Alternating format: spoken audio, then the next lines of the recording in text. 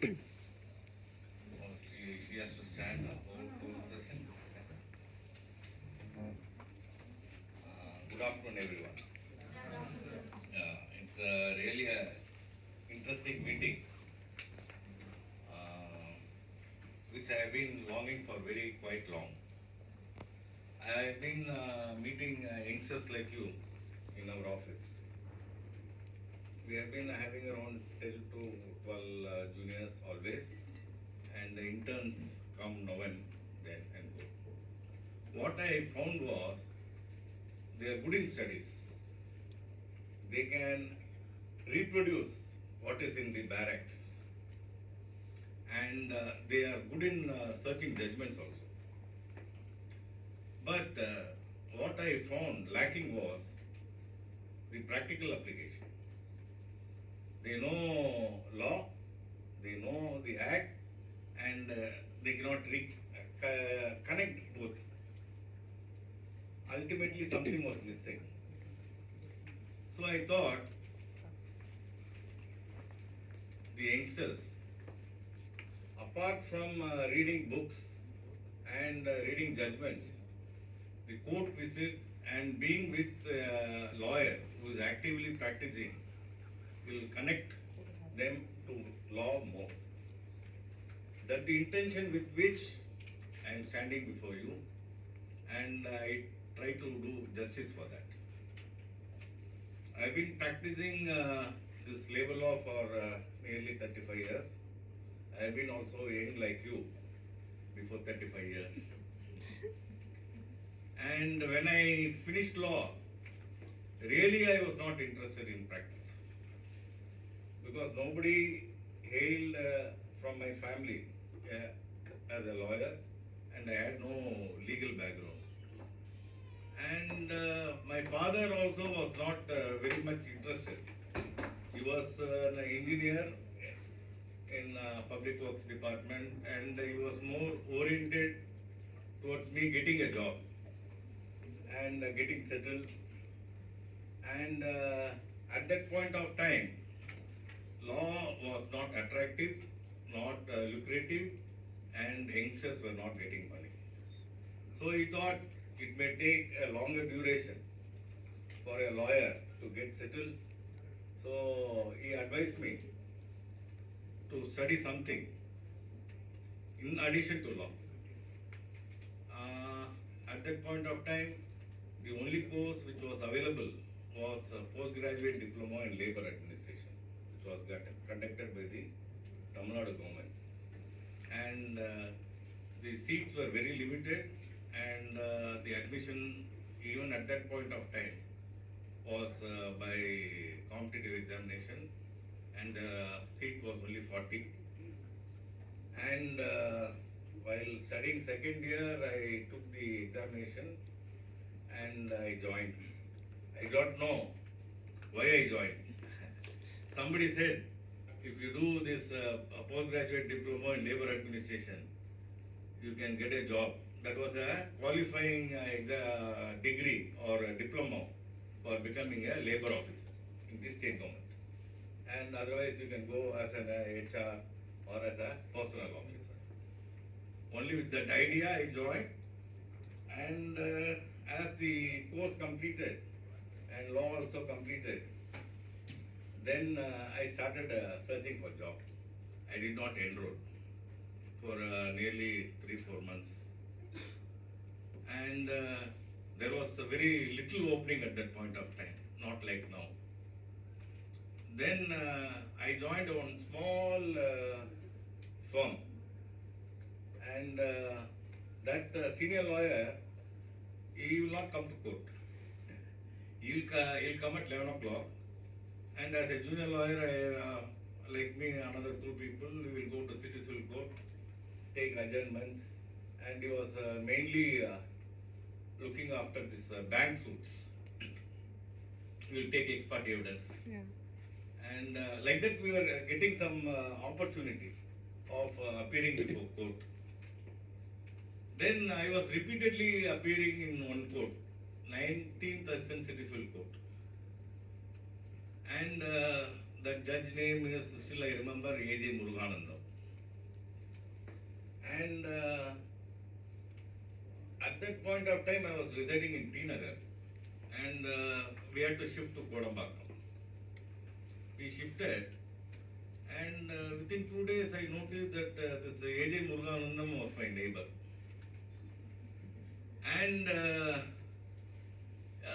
he had just lost his wife and he had 2 small children, and naturally the children got attached to my mother. Then this A.J. Muruganandam he somehow become a family friend like. He said, why you are working in this with this lawyer? You will be wasting your time. Then he asked me, what is your interest of practice? I said, I have studied this labor law, and somehow I came to know about this Raman Reddy, and one T.S. Gopalan used to appear for management and Raman Reddy for only for employees. I said either Raman Reddy or T.S. Gopalan. Then this Raman Reddy were conducting one case before Mr. A.J. Muruganandam, and the senior who was appearing in that court, Mr. A.J. Muruganandam said, I have a boy who wants to practice. Then based on that, I got into Raman Reddy. Then, as such in law college at that point of time, I did not learn anything in the whole 3 years. We were just going, coming, and nothing serious happened. And we had no work culture also. We were going morning and attending one class and sitting with friends, loitering. Like that only life was going. Once I entered this firm, it was like a university. And the reporting time was 8:30, and the closing time nobody knows. When the work is over, then only you go. Then only after 3 or 4 months, it has become a practice to stay back, stay with the senior, and do whatever work. Staying with the senior whenever he is looking for us. Not all the juniors will be like me, some will be going. So I won't say I was the most intelligent junior, but I was always available at his disposal. Hardworking. So to get into his view and capture his attention to me, it took nearly 6 months. And I was the first junior, in fact, to get a stipend of 600 rupees. That was all my earlier juniors, they started getting stipend only after 2 years. And I was the first blessed junior to get 600 rupees. Don't think I am boring you all, because apart from subject, this is also very required, because my senior was a very knowledgeable person, hardworking, and very vociferous, and standing for the right cause. And when I started working with him, and morning also he will call. Once I became close to him, he used to get up at 4:30, but he will sleep early. So I will be in his house by 8 o'clock or 7 o'clock whenever he calls me. Then he will start dictating, and I used to write. Prior to that, even an adjournment petition I don't know how to write. As he started dictating, as I started writing, I know that I am developing some good skill of drafting. Then, slowly, as the days went, we were part of him, and without us, he was helpless. So, once that stage came, we started learning, and once a judge, Mr. M. Srinivasan, you may Google and find out. You should not work for money. You have to work, money will come to you. That is the mantra of this profession.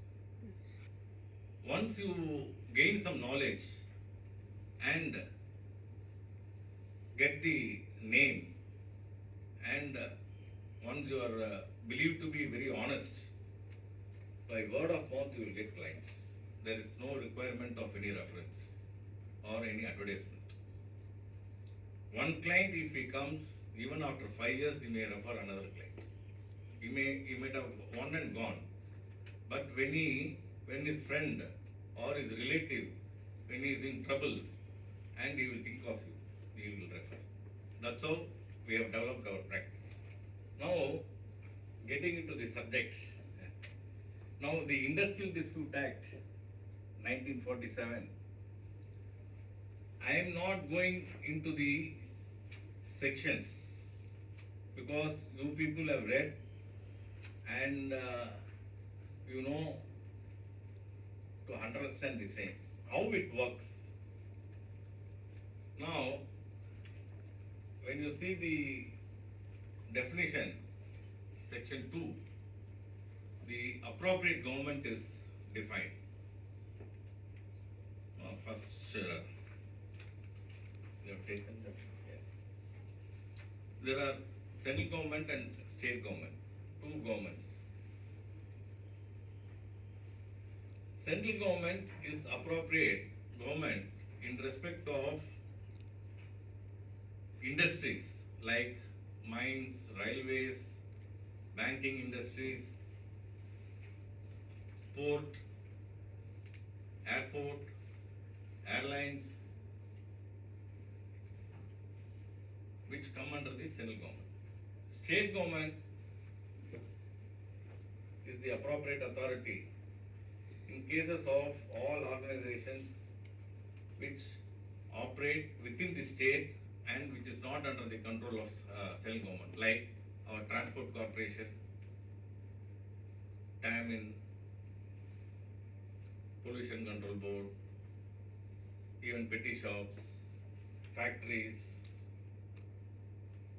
all come under state government. Now, there are two important sections in the Industrial Dispute Act. One is section 2 small k and 2 capital A. This is the heart of this act, where the litigation brew. Section 2 capital A, first we will take it up, is relating to non-employment of individual workmen. It may be by way of retrenchment, termination, non-employment of any sort.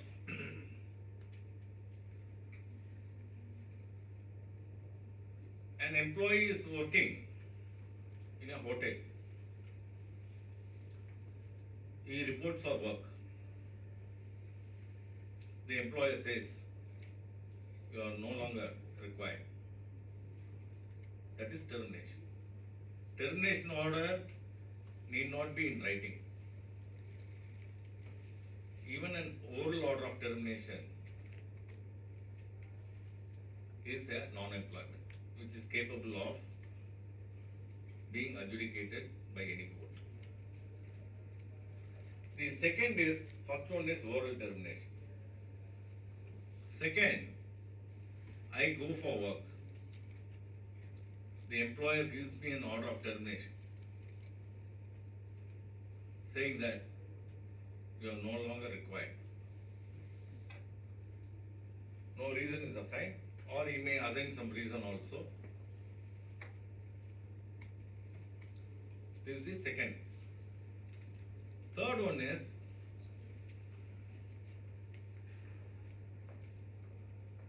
an order I am having 50 employees. Now my business is reduced.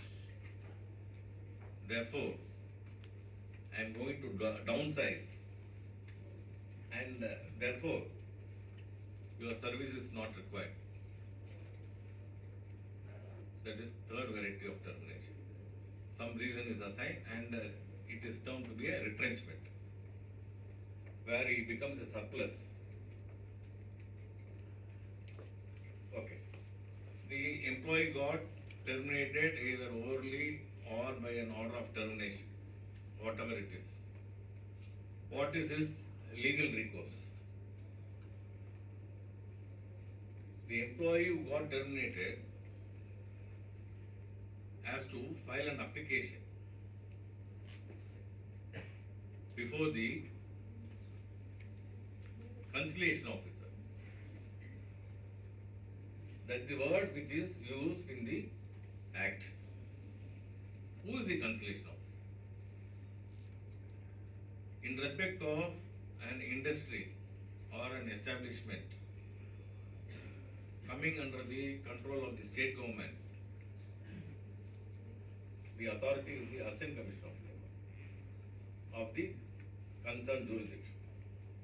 Suppose I am working in Broadway in a hotel, I am terminated. Then the Assistant Commissioner at Kurlagam is the authority. It is a formal petition saying, I joined so and so date and I continuously work, and suddenly after rendering a service of 3 years, my service is stopped without assigning reason or with assigning reason, which reason is not correct. A petition has to be filed. The conciliation officer is defined under section 12 of the Industrial Dispute Act. That is Assistant Commissioner. The Assistant Commissioner, on receiving the petition, will send notice to the management. He has initiated the conciliation by issuing a notice. The management, on receiving the notice, will file a reply. The conciliation officer will make an attempt to conciliate between the employer and employee and to bring about an amicable settlement. The amicable settlement is by way of reinstatement or by way of monetary compensation, once for all. If it happens, he will enter into a settlement under section 12(3) of the Industrial Dispute Act. It is a tripartite agreement where the employer, employee and the conciliation officer agree for certain conditions, either for reinstatement or for compensation, and that settlement will be recorded, and with that the dispute will be closed. If the employer is not willing to reinstate or not willing to give compensation, and if the employee is not willing to take compensation, then the course available for the conciliation officer is to submit a failure report. Failure report is the passport for approaching the labor court, the next forum. Without a conciliation and without a conciliation failure report, directly you cannot approach labor.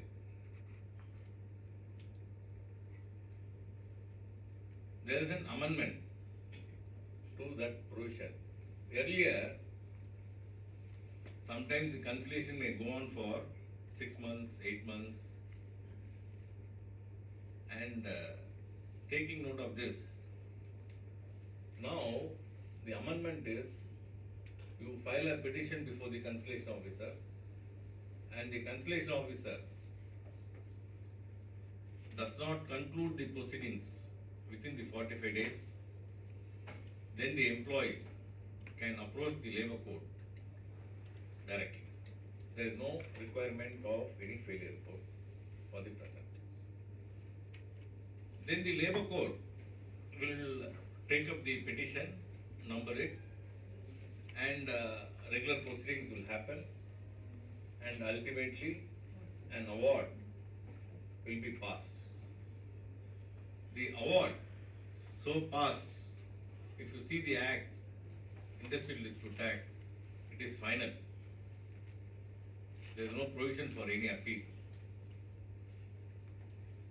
But it is subject to judicial review under Article 226. So the award, either the employee has won or lost, the remedy is to file a writ petition. The labor court, after adjudication, can either dismiss the petition or award compensation or award reinstatement with full back wages, continuity of service and all other benefits.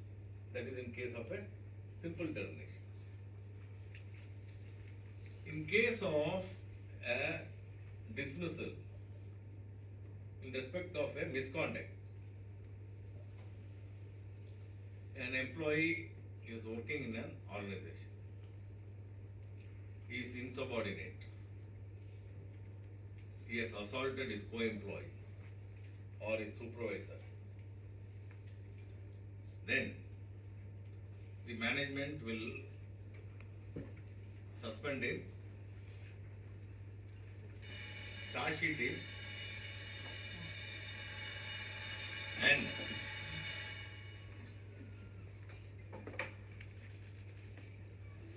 the recourse available for the management is to suspend the employee, charge sheet him for the misconduct, conduct a domestic inquiry,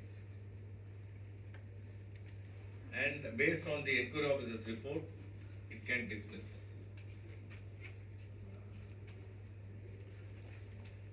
Then, again the employee has to approach the conciliation officer. Then after the failure report, he has to approach the labor court. Before the labor court, in case of dismissal arising out of misconduct, where a regular inquiry has been conducted, there are two stages. The employee can question the validity of the domestic inquiry conducted by the management, saying that it was conducted without giving me opportunity, and it was conducted in violation of principles of natural justice.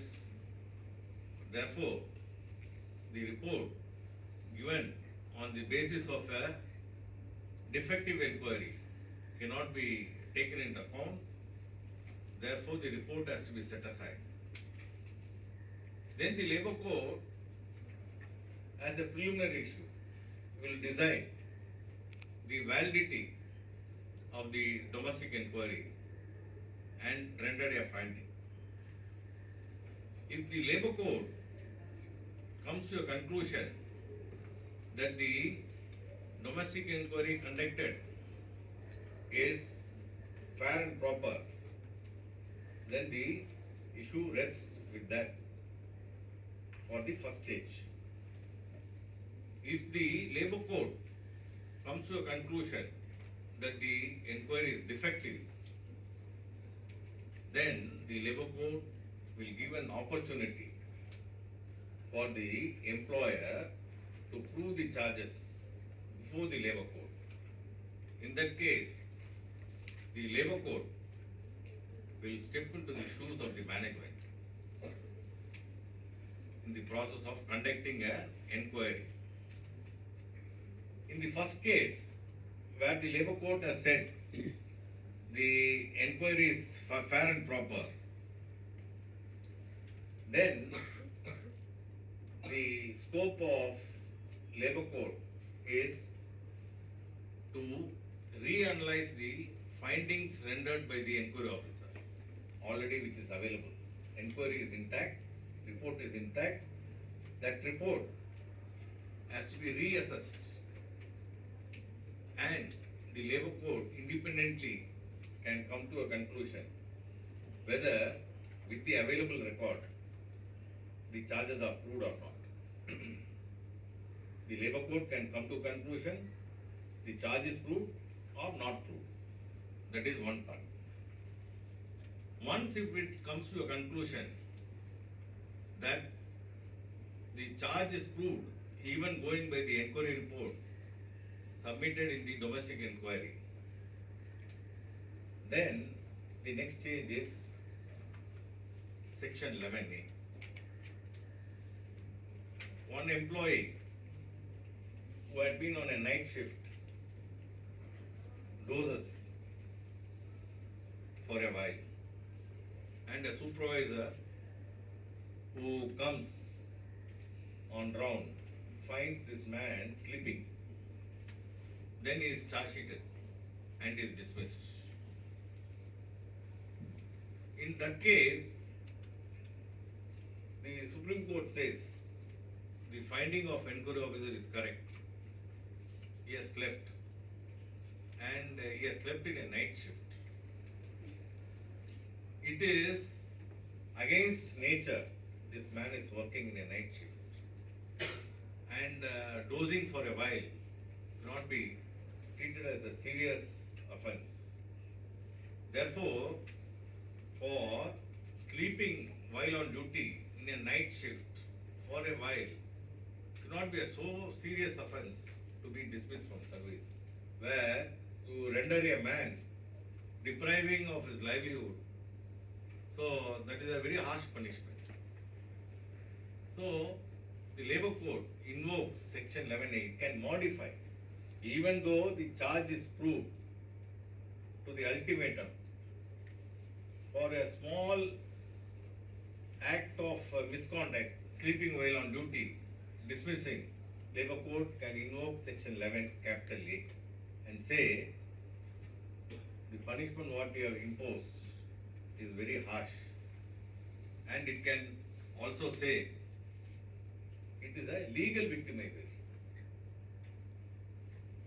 It is not for any intentional victimization.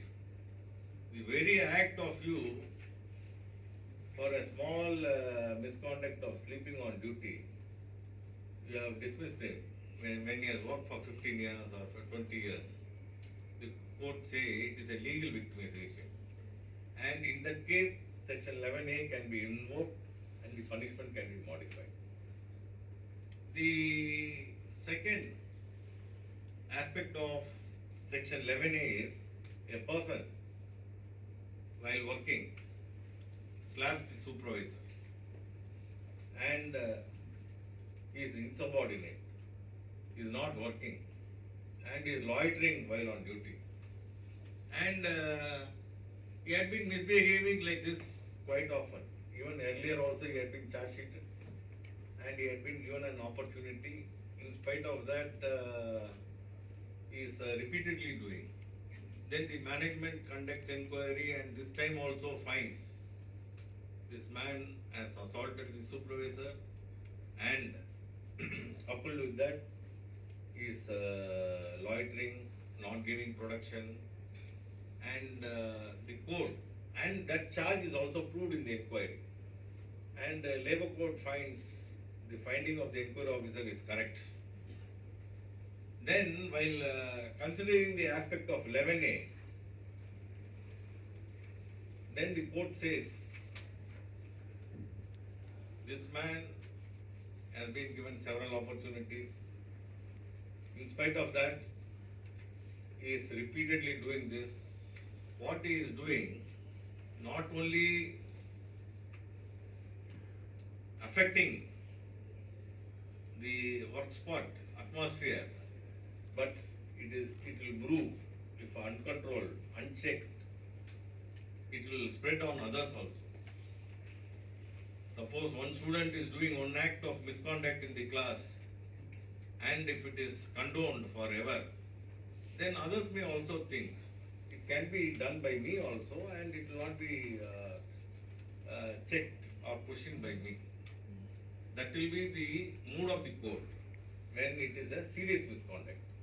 Even if the charge is proved in the domestic inquiry, small misconduct, they will modify the punishment. You have dismissed, no, you can give him increment cut or give a 6 months suspension, 3 months suspension. That's how section 11A is being invoked by the labor code. The section 11A is a unique section, even which the High Court or the Supreme Court have no power like that. The labor code, on coming to conclusion of charge being proved, has the power to modify the punishment. That is the section 11. Then I have said the second aspect where inquiry is held to be unfair. Then the labor court will set aside whatever the inquiry being conducted by the management and give a fresh opportunity to prove the charge before the court. The court, after considering the evidence let in by both the sides, may come to conclusion charge is proved, charge is not proved. If it comes to conclusion, the charge is proved, again 11A. Based on the misconduct, it can modify the punishment or confirm the punishment. In the case where it comes to conclusion, based on the evidence let in before it, the charge is not proved, then the relief of reinstatement, back wages and other things will be offered. These are the happenings which will happen in a dispute which is raised under section 2 capital A. Once the award is passed, then the recourse is by way of challenging the award under Article 226 before the High Court. Then the second nature of dispute is a dispute under section 2 small k of the Industrial Disputes Act. Section 2A is a provision under which the employee can challenge the non-employment in any form. Section 2K relates to a dispute between the employer and the employee body. Suppose a company in which there are 100 employees and there is a union representing the employees. The union, in respect of the various demands, when you work in a company, the basic demand will be for wage revision,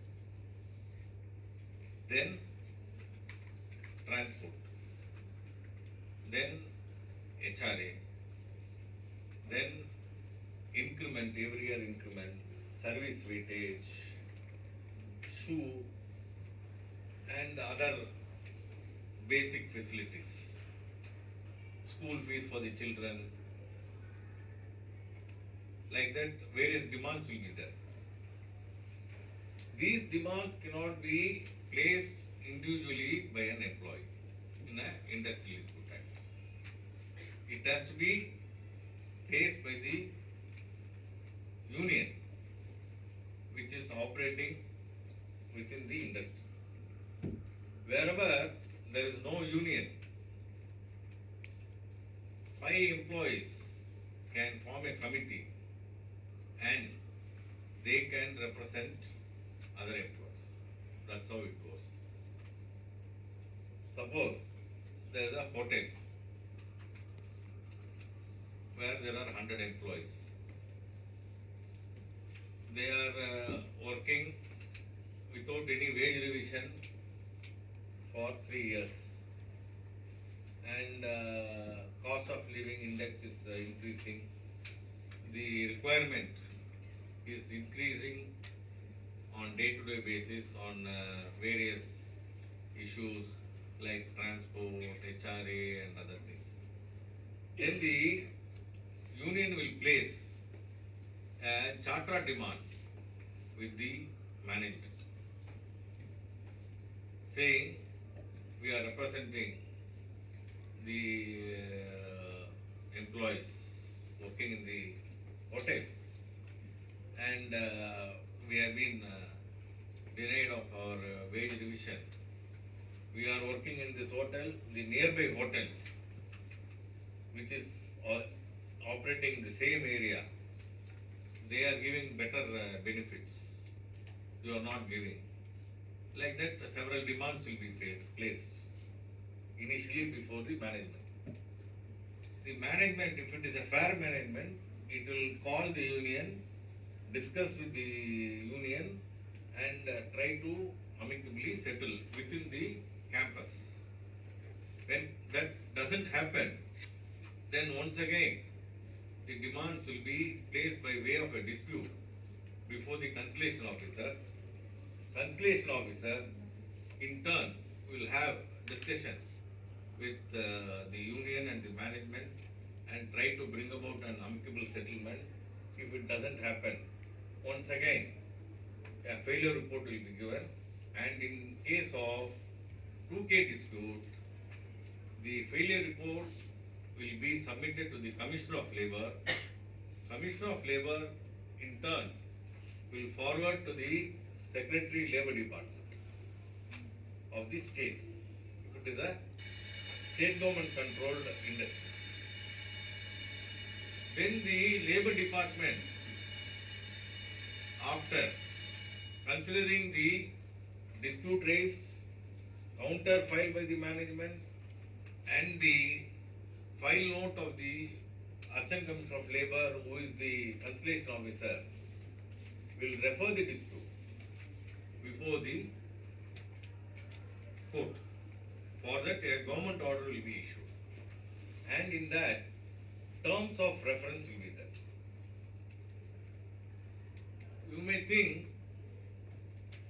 there are Labour Court, Industrial Tribunal and National Tribunal. To which forum this dispute will be referred? If you see Schedule 3 of the Industrial Dispute Act, the Labour Court's jurisdiction to entertain the disputes, and Schedule 4, Industrial Tribunal's jurisdiction to entertain the disputes is indicated. On that basis, the reference will be either made to the Labour Court or to the Industrial Tribunal. This is the manner in which a 2K dispute will be dealt with. Once being referred to the tribunal or Labour Court, it will be adjudicated by the concerned industrial adjudicator, and an award will be passed. That award is also subject to judicial review under Article 226. This is the dispute under Section 2K. In a dispute under Section 2K, even an individual dispute can be sponsored by the trade union. Suppose I am the General Secretary of the union and I am dismissed from service. The union itself can raise a dispute in respect of a non-employment of a single employee. So in 2A, only non-employment of the concerned employee. In 2K, collective dispute relating to various issues and even a dispute relating to an individual employee or body of employee. In a strike, if 10 people are dismissed, then the union may raise a dispute. Instead of individual employee going under 2A, the union itself can raise a dispute under section 2K concerning all the 10 employees who were dismissed, because they were dismissed by a way of victimization for the trade union activities. Therefore, the union itself is sponsoring their non-employment. This is the difference between 2A and 2K. And now I have been telling that there is a conciliation officer. Conciliation officer basically has no power to adjudicate. He can either conciliate or submit failure report. He has no role of rendering any finding or deciding the dispute. Then, once the award is passed, how to execute the award? I am dismissed from service. My non-employment is held to be not correct.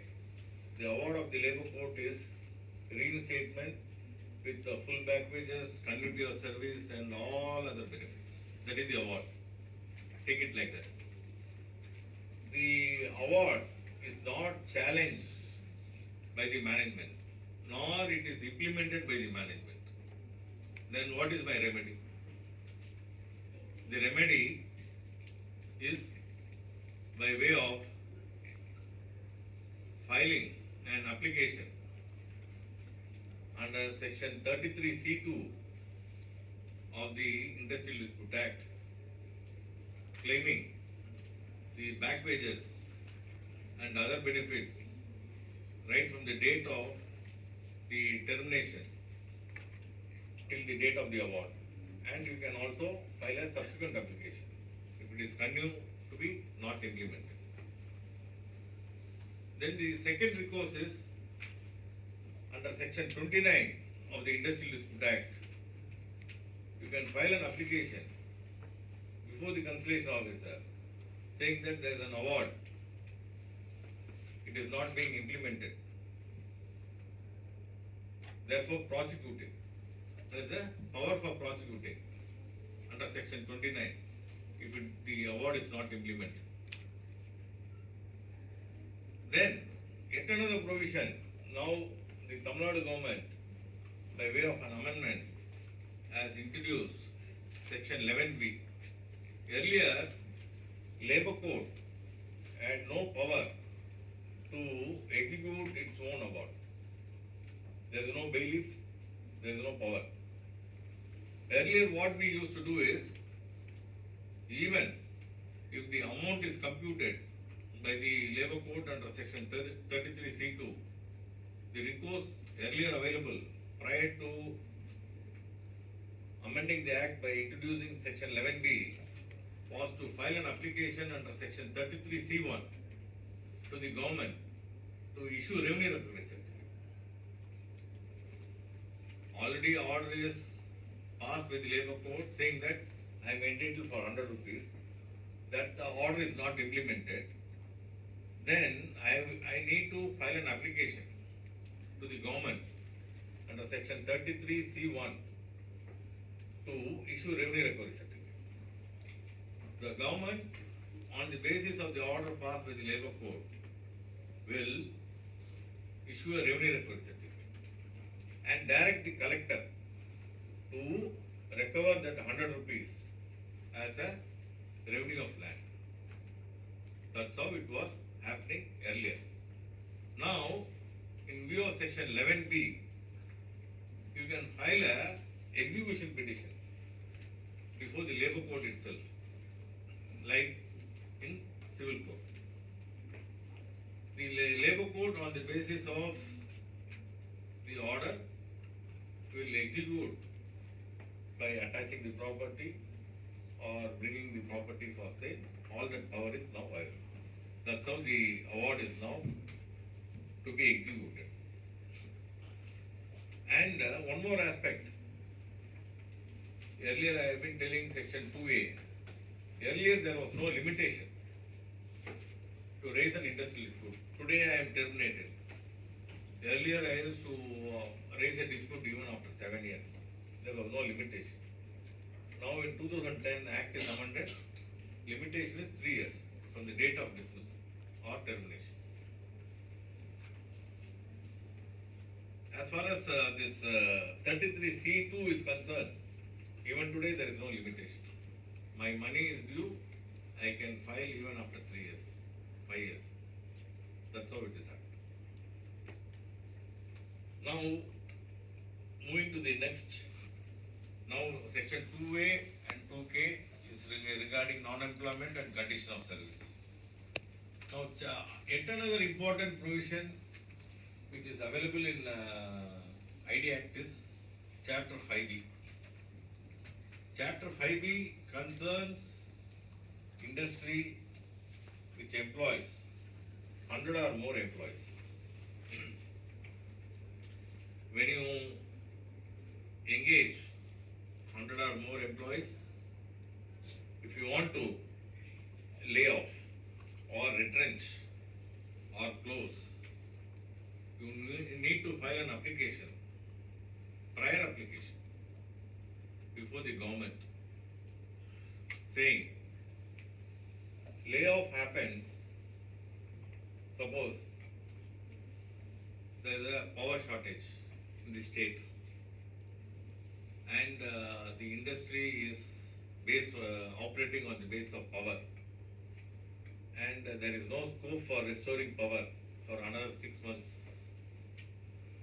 Or the raw material, if it is a petroleum and somewhere some war is going on, petroleum is very rare to get, then the industry raw material is available, not available, it won't be able to operate. Then I can file an application before the government saying that there is no raw material available and I will not be able to run the industry, and without work I will not be able to pay the employees. So they need to file an application for layoff. That application will be considered by the Secretary to Government Labour Department. And after hearing the employees' body or trade unions,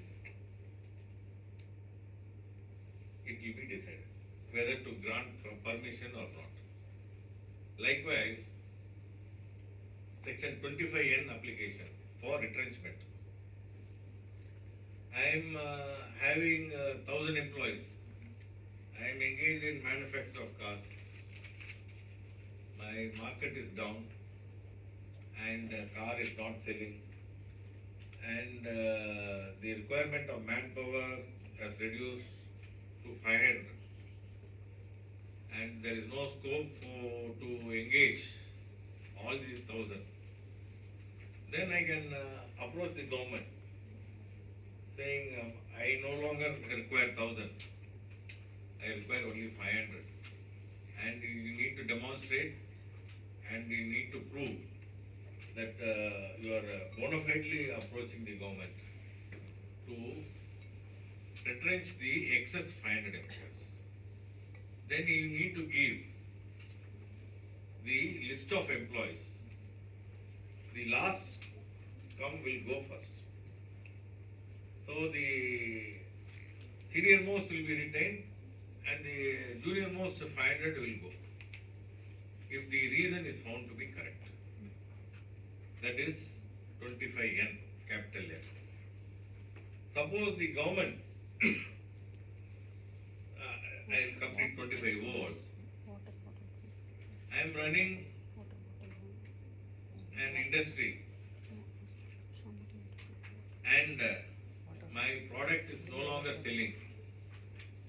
and I am consistently making loss, and it is not viable any longer to run the industry, then the natural consequence is to close the industry. Because I will not be continuously paying the employees every month without work. Then once again I need to file an application before the government. Government will see the balance sheet and the order position and viability, and after taking into consideration of the various facts given by the management as well as by the union, an order will be passed whether to grant permission or not. Suppose the government in respect of this M, N and O refuse to grant permission, then the avenue available for the management is to raise a dispute, questioning the order of the secretary, not granting permission. Same is in the case when permission is granted, then the union has to approach the tribunal, questioning the order of the secretary. This is how it happens. This three provisions of law concerning layoff. Layoff will be given 50% of the wages during the layoff period. Unlike retrenchment, only retrenchment compensation will be given, and in case of closure compensation will be given. Layoff will be given every month 50% of the last on wages. This is how the ID Act works. These are the main sections, litigating sections. There are several other sections which may not involve itself in litigation. One more section which I need to point out, which I have not given in PPT, is section 17 capital B of the Industrial Dispute Act. Suppose I win in the labor court. Labor court says reinstatement. Then the management approaches High Court, gets an order of stay of the operation of the award. Then what is the remedy of the employee? The remedy of the employee is he can file an application under section 17 capital B of the Industrial Dispute Act in the High Court and seek for payment of last on salary every month from the date of the award and till the disposal of the writ petition. 17B is a statutory payment.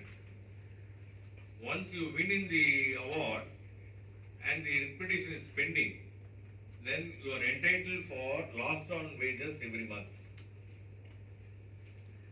But one condition is you should not be gainfully employed. You cannot get double payment. After getting terminated, and if you are working somewhere and getting the same wages as what you were getting earlier, that is called gainful employment.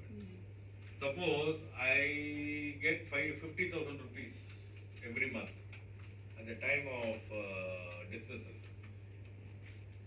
and during litigation I need to survive. I cannot eat brick and sand. Therefore, I need to do some odd jobs or some job which is get some monetary benefit to me. Suppose I get 20,000 rupees. That is not termed to be a gainful employment. That is a bare minimum subsistence. I am making money, and when you file a petition itself, you can tell that I am now during pendency of the writ petition, I was doing the industrial dispute. I was working. Now I am not gainfully employed, and therefore I am entitled for payment under 17. But if you are gainfully employed and if you suppress and you file an affidavit, then you will get into a profit. Now with this ID Act, I will close.